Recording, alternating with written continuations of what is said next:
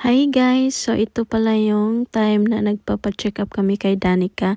So ito din yung the same day papunta kami ng Lexington, Kentucky for spring break. Kasi spring break na ng school ni Kuya. Tapos after dito sa check up, uwi kami ng bahay and then pupunta kami ng Lexington, Kentucky. Malapit lang naman. So, nandito na kami guys. At ito pala yung time na si Danica nag-meltdown. Kasi pagpasok namin doon sa examination room, naghanap agad siya ng bed. Kaso wala silang bed na nai-offer. Kaya siya. Nag-wild ang baby. So ayan guys, kailangan pa namin pumasok doon para mag-check-in and then may waiting area doon. So doon kami nag-wait for a few minutes and then until tatawagin yung pangalan ng anak namin. So thank you.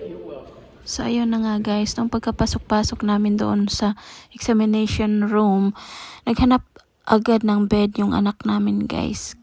Kaso wala silang bed na nai-offer. Kaya kailangan naming ilabas yung bata kasi para mag-calm down. So ayun, nagantay kami doon sa may parking lot. Ayan, na okay na siya. So, yung dada na lang namin yung pumasok pabalik sa building para makipag-usap sa doktor. So, kalaunan guys, bumalik yung dada namin kasama na yung doktor. Tapos, chinecheck yung tiyan niya. Tapos, yun lang. Tapos, so, guys, kailangan daw namin pumunta ng Nashville para, inanuhan kami ng schedule na pumunta ng Nashville para daw siya, ma-scan yung niya, ma-ultrasound yung abdominal niya. Yung abdominal area niya. Tapos, may kasi siya guys, elevated liver enzyme. Yan ba yun? So, kailangan ng further investigation sa niya, sa health. Kaya, ayan, hopefully, kami ng schedule soon and then we're gonna do it. So ayan lang guys, I'm glad talaga na maanot sila dito guys sa mga bata, lalong-lalo na yung may mga kapansanan.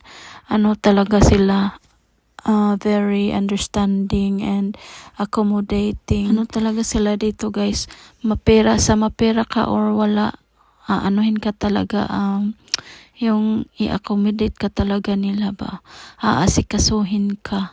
So ayan lang guys, at nagantay-antay pa kami sa dada namin and then uuwi na rin kami pagkatapos dito and ready to go na kami to Lexington, Kentucky.